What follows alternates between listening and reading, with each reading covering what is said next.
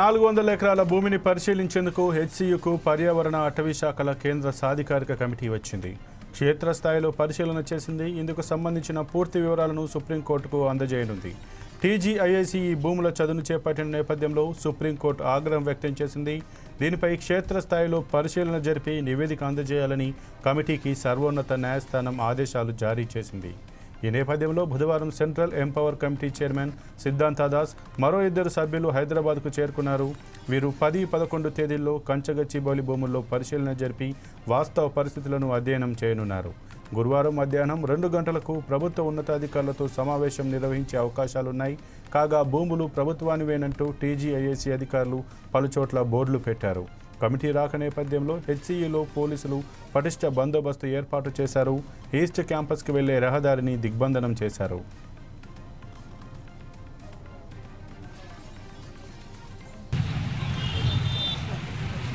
రోజు supreme court central expert ఒక కమిటీని మనకు పంపించింది. ఆ కమిటీ ఈరోజు మన హెచ్సియుకి ఫీల్డ్ విజిట్కి వచ్చారు. వాళ్ళ వచ్చి ఆ భూముల్లో నిజంగా అడవి ఉందా లేదా అటవీ భూములా కాదని నిజ నిర్ధారణ చేయడానికి వచ్చారు. ఇంతకుముందు హైకోర్టు రిజిస్టర్ వచ్చినప్పుడు కూడా మేము వెళ్ళాం. మమ్మల్ని అలౌ చేయకపోయినా మా కాంటాక్ట్స్ ద్వారా మేము వాళ్ళని కలిసి వాళ్ళ క్యాంపస్ మొత్తం తిప్పి చూపించడం జరిగింది.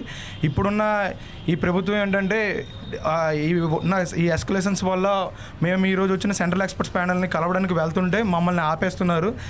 మేము వాళ్ళకు వెళ్ళి మొత్తం క్యాంపస్ మొత్తం తిప్పి నిజంగా ఇక్కడ అడవి ఉందా లేదా వన్యప్రాణులు ఉన్నాయా లేవా అని చూపించడానికి మేము వెళ్తుంటే మమ్మల్ని వెళ్ళనివ్వకుండా వాళ్ళని కలుసుకొనివ్వకుండా చాలా ఆటంకాలు క్రియేట్ చేస్తున్నారు. ఈరోజు మనం చూసుకుంటే మన తెలంగాణ గవర్నమెంట్ ఆర్డర్ 23 ప్రకారం 2 హెక్టార్ల పైన ఏదైనా భూమి ఉన్నా ఆ భూమిలో ఏదైనా చెట్లు కొట్టాలంటే అటవీ శాఖ పర్మిషన్ తీసుకోవాలని పక్కా చెప్పారు.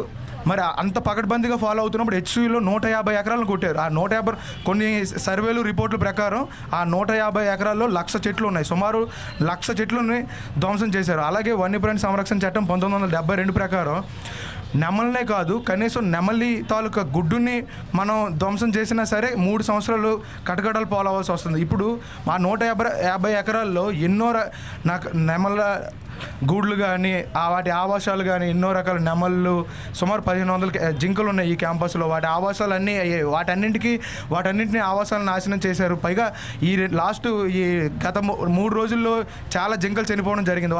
వాటి నెమలు కానీ జింకలు కానీ వాటి ఆవాసాలు కోల్పోవడం వల్ల అవి ఈ రోడ్లపైకి రావడం వల్ల ఈ కుక్కలు ఇవి వాటిపైన అటాక్ చేయడం వల్ల రోడ్లపైకి రావడం సెవరల్ యాక్సిడెంట్స్ జరగడం వల్ల చాలా నెమలు కానీ జింకలు కానీ చనిపోవడం జరిగింది. వాటికి రాష్ట్ర ప్రభుత్వం బాధ్యత తీసుకుంటుందా? వాటికి ఎవరు సమాధానం చెప్తారు? రోజు సుప్రీంకోర్టు